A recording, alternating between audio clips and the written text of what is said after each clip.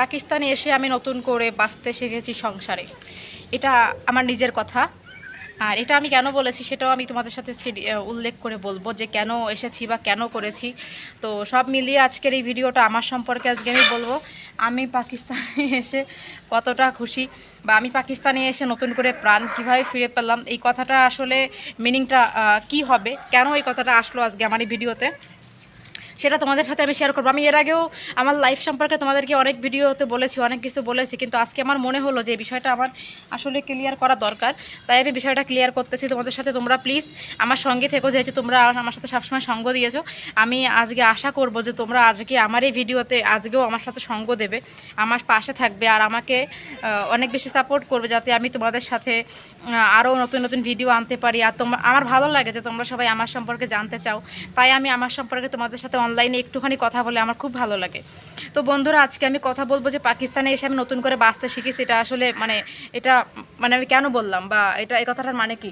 আসলে কথা হয়েছে যে আমি যখন বাংলাদেশে ছিলাম তখন আমার বাবা মা কেউ ছিল না।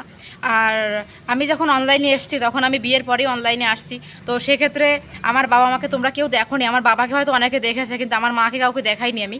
আর আমার মা যখন ছিল তখন আমি ভিডিও করতাম না, তাহলে আমি মার কিছু স্মৃতি রেখে দিতাম। ও তখন আমি এই বিষয়গুলো নিয়ে আসলে অত বেশি ভাবতাম না। তখন আমার আমার পড়াশোনা, আমার অন্য কাজের দিকে আমার ফোকাস ছিল বেশি। তো তখন এগুলো আমি করতাম না, ঠিক আছে। তো আমার মা চলে যাবার পরে আসলে সব কিছু শেষ, বাবা টাবা সব শেষ। তারপর হচ্ছে যে ওর সাথে আমার সম্পর্ক, রিলেশন হওয়ার পরে ওকে আমি বিয়ে করে আমি আসলে পাকিস্তানে এখন। তো আমি পাকিস্তান আসার পরে ওকে আমি বিয়ে করি।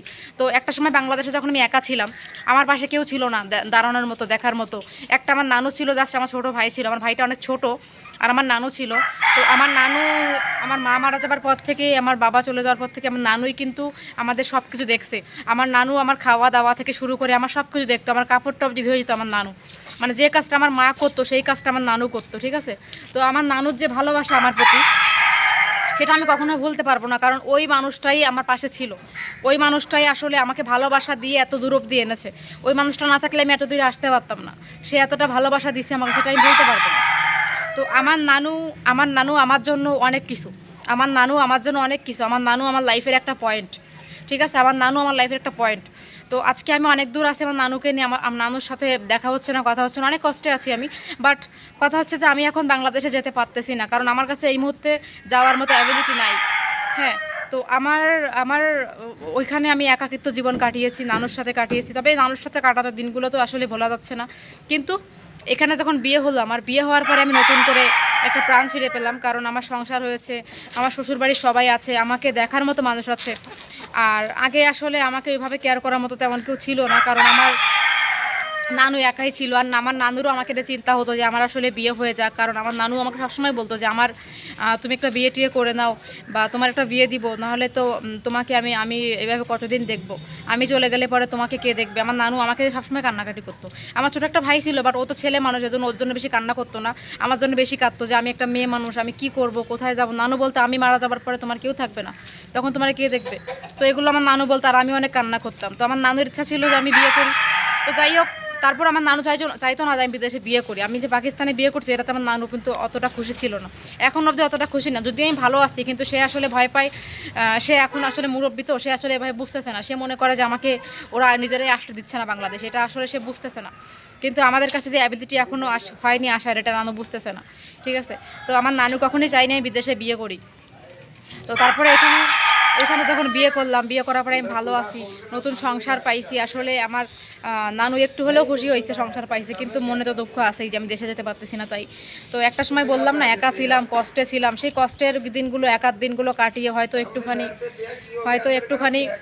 একটুখানি ইয়াতে আসি, তো একটুখানি ভালো আছি, কিন্তু আমার মনের মধ্যে অনেক কষ্ট। আর আজকে বাবা মা না থাকলে জীবনে যে কত কষ্টের মধ্যে দিয়ে একটা মানুষকে যেতে হয় সেটা আসলে সে জানে। তো আমার লাইফে আমার বাবা মা ছিল না, আমি কতটা কষ্ট করে স্ট্রাগল করে এই অবধি আসছি সেটা আমি জানি। তো এই অবধি আসার পরে এখন একটা মানুষের হাত ধরেছি, মানুষটা আমাকে ভালোবাসে, খুব ভালোবাসে, আমাকে সে আগলে রাখতেছে, আমার সকল খেয়াল খুশি সব কিছু সে মূল্য দিচ্ছে, এটাই আসলে কথা।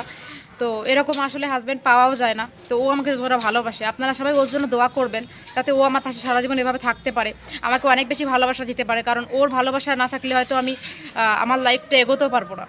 তো এরকম একটা মানুষ সবার ভাগ্যে আসুক, আমি দোয়া করি, যেখানেই হোক, যে দেশেই হোক, সবার লাইফে আসুক। আর আমিও এই জন্য বলতে পারি যে পাকিস্তানে আসার পরে আমি সত্যি অনেক ভালো আছি আর নতুন করে বাঁচতে শিখছি একটা মানুষের হাত ধরে। So thank you.